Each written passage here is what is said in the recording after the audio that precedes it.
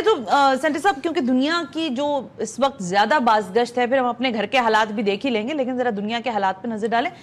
یہ جیسے ہی ہم نے دیکھا کہ انتظامیہ بدلی ہے امریکہ میں، تو ٹرمپ جو ہیں وہ پوری دنیا پر 2025 کی جو ایک آپ کی کہنا ہے کہ 2025 پروجیکٹ جو ہے وہ لانچ ہو رہا ہے، تو اس کی طرف پیش قدمی ہے. یہ غازہ کو بھی اپنا حصہ بنا لیں گے، کینیڈا کو بھی بنا لیں گے، گرین لینڈ پر بھی ان کا قبضہ ہو جائے گا، مطلب کیا چاہ رہے ہیں یہ؟ شکریہ میری بہن، آپ نے موقع دیا. یہ ہم تفصیل سے اس پہ اپنے تعارفی پروگرام 25 جنوری 2025 کو یہ تفصیل سے بات کر چکے ہیں.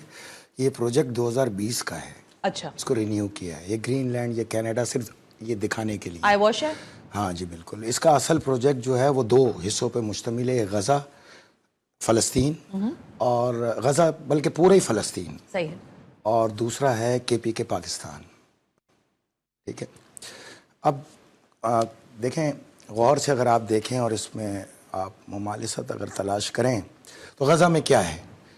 محاصرہ کر رکھا ہے 15 سال سے. کچھ نہ کھانا آ سکتا ہے نہ پینا آ سکتا ہے. اسی طرح محاصرہ پاڑا چنار پہ کر رکھا ہے. چاہیے پورا KPK، بنو سے بھی آنا ہے، وزیرستان سے بھی آنا ہے، پاڑا چنار سے بھی آنا ہے، لیکن پاڑا چنار کو اسپیشلی امریکہ نے اپنا اسٹیشن بنانا. اس کی وجہ میں نے آپ کو 1 فروری کے پروگرام میں بتایا تھا کہ پاکستان کے نیشنل ایسٹس گلگت سے ہٹ کے پاڑا چنار میں 25 لاکھ ٹریلین ٹن لیتھیم کے ذخائر ہیں.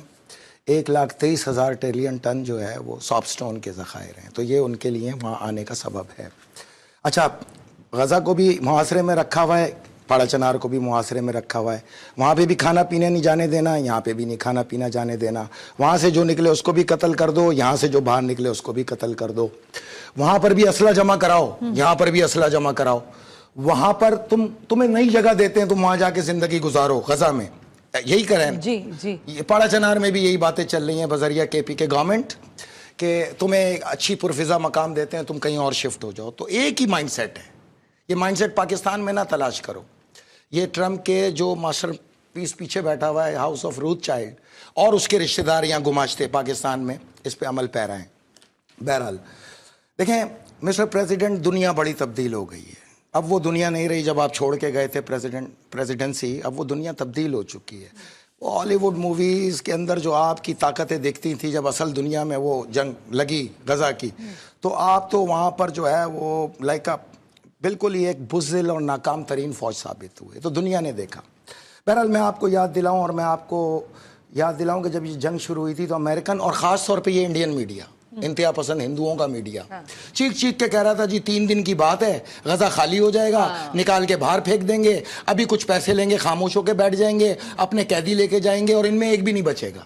ایسے ہی تھا نا. تو اب میں اس انتہا پسند انڈین میڈیا، مودی کو، اس کے ٹرمپ کو اور نتنیاہو کو کہوں گا کہ ذرا ان کو اب ایک اسرائیل کا وزٹ کراؤ. تھوڑا سا آپ کو فلسطین کی اصل پکچر دکھاتے ہیں. پہلے تو دیکھیں ٹوٹل جو وہاں پہ اسرائیلی، جب آپ جائیں گے وہاں تو آپ کو نظر آئے گا کہ 1 لاکھ اسرائیلی فوجی مارے گا، جس میں ایک بھی سویلین نہیں تھا. کیونکہ اسلام میں سویلین پہ تو حملے کا حکم ہے ہی نہیں. تو ہمیں چن چن کے مارنے پڑے. تو ہم نے اس میں انڈین فوجی بھی تھے، RSS کے، انتہا پسند ہندوؤں کے ریٹائر اور حاضر سروس، جو کہ غزہ میں مسلمانوں کا قتل عام کر رہے تھے اسرائیلی فوجیوں کے ساتھ مل کے. اسرائیلی بھی تھے اور امریکن بھی تھے، جن کو خاموشی سے لے جا کے آپ کے طیارے US ایئر فورس کے 2-2 4-4 کر کے لاشیں وہاں پہ اتار کے اور دفناتے رہے خاموشی سے. آپ کے یہاں خاموشی سے دفنائی جاتی ہیں، ہمارے یہاں پورے پروقار انداز میں جنازوں کو لے جایا جاتا ہے. آپ کو سے کیا مراد ہوتی ہے آپ کی؟ یہی ٹرمپ اور اس کی انتظامیہ نا، اس کی بات ہو رہی ہے نا. اس کی بات کی آپ نے. 80,000 معذور ہوئے. یہ گولیوں سے نہیں ہوئے. میزائل اور راکٹ گرتے ہیں تو کم سے کم ہاتھ اور پاؤں جاتا ہے. اس کی رپورٹس ہم آفیشلی دکھا چکے ہیں اسرائیلی میڈیا کی کہ 80,000 اپائج ہوئے ہیں. ان 80,000 کو سنبھالنے کے لیے مزید 80,000 چاہیے دن رات ان کی دیکھ بھال کریں. Iron Dome, Patriot missile, air defence system اتنا مشہور ایک ہوا بنا رکھا تھا انڈین میڈیا نے اور آپ کے میڈیا نے. تو دنیا نے دیکھا کہ 10,000 پلس آئرن ڈوم آپ کے مس فائر ہوئے، ناکام ترین ثابت ہوا. اور پیٹریوٹ تو بالکل ہی ناکام ثابت ہوا، جس کے 3,000 مس فائر ہوئے، جو کہ ریکارڈ پر ہیں. مرکاوا ٹینک، وہ ایسا بتایا جاتا تھا کہ یہ ایک ہی ٹینک پورا فلسطین اٹھا کے پھینک دے گا، لیکن دیکھا کہ وہ بھی مٹی کا گھروندہ ثابت ہوا. 1,000 سے زیادہ ٹینک آپ کے ہم نے دھماکوں سے اڑا دیے، بشمول آپ کے فوجیوں کے. ٹھیک ہے. پھر آپ آئیں جی، دیکھیں ایران نے آپ پہ اٹیک کیا، F-35 بیس کی پوری ایئر بیسز اڑا دیا آپ کی. وہ کیا نظارہ تھا. آج بھی ہم دیکھتے ہیں، ریکارڈ پر ہے کہ ایران کے جب میزائلوں کی پھوار آپ پہ گرتی تھی، آج بھی دل کو سکون اور آنکھوں میں ٹھنڈک پہنچتی ہے وہ دیکھ دیکھ کے. کیا 1 منٹ اب میں کاؤنٹر کر دوں اس پہ آپ کو, پھر آپ بات کر لیجیے گا. انہی کے جن کے آپ یہ سارے بتا رہے ہیں, انہوں نے حزب اللہ کو نشانہ بنایا, ان کی قیادت اڑا دی, ہماری حماس کو نشانہ بنایا, ساری قیادت اڑا دی, وہی ریکارڈ, وہی میزائل تھے, وہی چیزیں تھی جنہوں نے پوری دنیا. بات کمپلیٹ کرنا, ہمیں تو فخر ہے نا. ابھی 23 کو ہمارے جنازے اٹھیں گے حزب اللہ کہ حسن نصر اللہ صاحب کا اور ہاشم صفی الدین کا, تو آپ دیکھنا کہ فخر سے ہماری مائیں اپنے بچوں کو آگے کریں گی کہ یہ بھی قربان بیت المقدس میں. تو ہمارا تو فخر ہے. آپ کو کاؤنٹر دے رہی تھی کہ انہوں نے کس حد تک آپ کو کاؤنٹر کیا. اسپیڈ سے آنے دینا, ٹائم کم ہے ہمارے پاس, ٹھیک ہے. آپ نے ایران پہ حملے کا اعلان کیا, آج تک نہ کیا آپ نے. آج بھی پوری دنیا انتظار میں ہے کہ کہیں تو اپنی بات پہ پورے ہو جاؤ نا. کچھ بھی نہیں کیا آپ نے, اتنے ڈرپھوک اور بزدل لوگ. بہرحال پھر آپ یمن کو دیکھیں, 6 سال آپ یمن کو مارتے رہے. آپ 17 ملک مل کے, سعودی عرب بھی, یو اے ای بھی, اسرائیل بھی, نائجیریا بھی, امریکہ بھی, انگلینڈ بھی, یورپ بھی, سب نے مل کے مارا. 6-7 لاکھ لاشیں گرائی آپ نے مسلمانوں کی. اور پھر یمن نے آپ کے ساتھ وہ کیا کہ 178 آپ کے بحری جہاز غرق کر دیے ریڈ سی کے اندر. آپ 1.5 سال میں ایک جہاز نہ لے جا سکے وہاں سے. ایون کہ جو بچانے کے لیے فریگیٹ آئے, جنگی جہاز, 13 جنگی جہاز ہم نے سمندر برد کیے, جبکہ انڈین میڈیا فخر سے بتاتا تھا وہ جی بحری بیڑا آ جائے گا تو یہ ہو جائے گا تو وہ ہو جائے گا. پھر آپ نے دیکھا اس بحری بیڑا میں 30 فٹ کے ہول نظر آئے اور وہ ایسے فرار ہوئے جیسے چوہے فرار ہوتے ہیں. تو یہ تو آپ کا عالم تھا. بہرحال ڈوب کے مر جانا چاہیے ان کو, انتہا پسند ہندوؤں کو, خاص طور پہ میڈیا کو, کہ تم نے جن کو طاقت کا منبع بنا کے پیش کیا, جب جنگ لگی تو وہ تو پوسی کیٹ نکلے, تم ہی آ جاتے لڑنے. تو آپ تم نے جو مل کے وہاں پہ قتل عام کرایا انسانیت کا, تو یاد رکھو تم پر کل انسانیت کی لعنت ہے, تم ہار گئے ہو. نمبر 3 میں آپ کو بتاؤں, ایران نے جو, دیکھیں ٹرمپ کو میں بتاؤں کہ تمہیں ایک خوف ہے, تم رات کو سو بھی نہیں پا رہے ہو آج کل. کیوں نہیں سو پا رہے ہو, وجہ کیا؟ بہت زیادہ خوف ہے تمہیں. خوف یہ ہے کہ وہ, دیکھیں جب قاسم سلمانی کی شہادت ہوئی تو ایران نے بدلہ لینے کا اعلان کیا. ٹھیک ہے, اس کو اس نے قبولہ ڈونلڈ ٹرمپ نے خود 3 جنوری کو کہ یہ حملہ میرے کہنے پہ ہوا. ٹھیک ہے. اچھا جب تمہارے کہنے پہ ہوا تو تم جب تک ڈونلڈ ٹرمپ تھے, 8 کروڑ ڈالرز, ہاں جب تک تم ڈونلڈ ٹرمپ تھے تم محفوظ تھے. اب تم بن گئے ہو صدر ڈونلڈ ٹرمپ, تو اب تو تم محفوظ نہیں ہو, کیونکہ ایران کی سب سے زیادہ دعا تھی کہ تم صدر بنو, کیونکہ بدلہ لینے کے لیے لازم ہے کہ صدر ڈونلڈ ٹرمپ سے لیا جائے. جس وائٹ ہاؤس کے کمرے میں بیٹھ کے تم نے یہ حکم جاری کیا نا قاسم سلمانی کی شہادت کا, تمہیں ایران اسی کمرے کے اندر تم سے حساب چکائے گا. اور اس کی سب سے بڑی وجہ تو تمہیں بھی پتہ ہے, یہ دیکھیں یہ بیان کوئی نہیں پڑھ رہا, ایران کے خاتمے کا حکم دے دیا, اگر مجھے قتل کیا ایران نے تو ایران کو تباہ کر دیا جائے گا. یہ خوف تو تمہیں بھی ہے. اور جب تک لیکن انہوں نے ابھی جو حاضر ان کا بیان ہے ڈونلڈ ٹرمپ کا, انہوں نے کہا کہ میں جو جوہری توانائی کا بات ہو رہی ہے اس پر کسی قسم کی قطع نہیں لگانا چاہتا. میں آپ کو اصلیت کی طرف لا رہا ہوں, ایران نے اس کو نہیں چھوڑنا, بدلہ لینا ہی لینا ہے. یہ کیا مطلب ہے, آپ کیا کہنا چاہتے ہیں؟ جس نے مارا ہے, قتل کیا نا, اس پہ تو امریکی عوام نے بھی اس پہ لعنت کی کہ تم نے قاسم سلمانی کو, کسی جنرل کو دوسرے ملک میں جا کے مار دیا اور اس کا تم نے فخر سے اظہار کیا, تو بدلہ تو بنتا ہے نا. تو بدلہ تو ایران تم سے لے گا.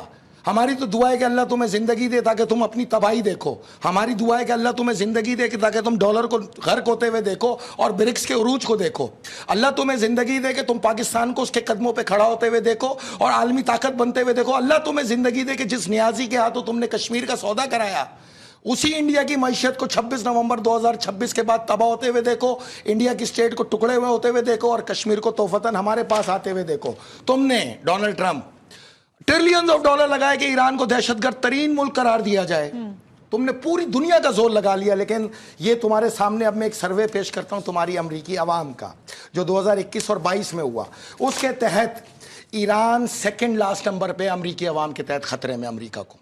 یہ تمہاری ناکامی کی سب سے بڑی دلیل ہے. تمہاری امریکی عوام 99% عوام ایران کو انسانیت دوست اور تمہیں انسانیت کا سب سے بڑا دشمن ڈکلیئر کرتی ہے. یہ 2022 کا سروے. تو تمہاری یہ سب سے بڑی ناکامی ہے. نمبر 3 تم آ جاؤ کہ سب سے پہلے تم جاؤ, دیکھو پاکستان میں ایک جنگ لڑی جا رہی ہے نا دہشت گردی سے. اللہ نہ کرے اگر پاکستان کا سپہ سالار یہ اعلان کر دے کہ میں اپنی شکست تسلیم کرتا ہوں اور ہم یہ جنگ ہار گئے, تو پاکستان جنگ ہار گیا اصولاً. ایسے ہی ہوگا نا, خدا نہ کرے. تو اب میں تمہیں بتاؤں کہ غور سے اسرائیل کا دورہ کرتے ہوئے یہ بیان تم اپنی آنکھوں کے سامنے لاؤ, جس میں اسرائیلی چیف آف اسٹاف ہیلیوی کہتا ہے کہ اس نے کہا ہے کہ اس جنگ کی ناکامی کی ذمہ داری کو میں قبول کرتا ہوں, اور ناکامی خوفناک ناکامی میری ذمہ داری ہے اور مجھے ہر وقت اس پہ شرمندگی رہتی ہے، اس لیے میں اپنے استعفے کا اعلان کرتا ہوں۔ تو اسرائیل کی فوج نے تو استعفیٰ دے دیا ہے، اسرائیل کی فوج تو ہتھیار چھوڑ چکی ہے، تم نے تو ریٹریٹ کیا ہے، تم نے غزہ بھی چھوڑ دیا، یروشلم بھی چھوڑ دیا اور لبنان بھی چھوڑ دیا، تم تو اپنے بلوں میں گھس گئے ہو، تمہیں تو شکست ہو چکی ہے۔ یروشلم پہ بھی مسلمانوں کا قبضہ مکمل ہو گیا ہے اور غزہ پہ بھی مکمل ہو گیا ہے، تو یہ جو قبضے کے خواب ہیں یہ تو دیوانے کا خواب ہوا نا۔ تم کس سے لڑو گے؟ جس اسرائیلی فوج سے لڑنے کی بات کرتے ہو وہ تو استعفیٰ دے چکا ہے، اپنی شکست مان چکی ہے اسرائیلی فوج، مسلمانوں کی تو فتح ہو گئی۔ ہاں یہ یاد رکھنا، تمہیں اب یہ میسج ہے کہ جو باقی بچے ہوئے صہیونی ان کو لے کے یہاں سے نکل جاؤ، امریکہ لے جاؤ، شفٹ کر دو، ہم ان کو چن چن کے ماریں گے، ان کو ایک کو بھی نہیں چھوڑیں گے، اپنے مسلمان بہن بھائیوں کا بدلہ لیں گے، ہم کسی صورت نہیں چھوڑیں گے، اب ایک ہی انصاف چلے گا، یا وہ رہیں گے یا ہم۔ تم نے شام کی فتح کو خمار چڑھ گیا، تم غلط فہمی میں تھے، شام میں تمہارا جو اعلی کار تھے وہ مسلمان تھے، اور یہاں لبنان، غزہ اور یروشلم میں تمہارا مقابلہ مومنوں سے ہے جو تمہیں کسی صورت نہیں چھوڑیں گے، نہ تمہارے حواریوں کو۔ آپ یہ کہنا چاہ رہے ہیں کہ اس وقت یہ جو جنگ کا ایک اصل پکچر تو یہ دی ہے نا میں نے آپ کو، اور کیا ہوتی ہے شکست؟ تجارتی اور جو وسائل ہیں ملکوں کے، اس کے اوپر قبضہ کرنا چاہتے ہیں؟ نہیں، بیسیکلی میں نے آپ کو بتایا تھا کہ یہ جو کوریڈور بنا رہے ہیں یہ انڈیا، یو اے ای، سعودی عرب، اردن اور اسرائیل کا، اس کے اندر میں نے یاد ہے آپ کو 7 نومبر کے پروگرام میں بتایا تھا 2 چیزیں، کہ ایک تو کوئی بھی فوج ایک دوسرے سے نہیں لڑے گی، گروہ لڑیں گے، پراکسیز لڑیں گی، تو یہی ہوگا پاکستان میں بھی یہی ڈیزائن ہے۔ اور دوسرا میں نے آپ کو بتایا تھا کہ ایڈانی کو دیا آپ نے حیفا پورٹ، جبکہ غزہ دیں گے آپ امبانی کو، تو یہ پوری ایک بیلٹ جو ہے یہ اس کوریڈور کا حصہ ہے۔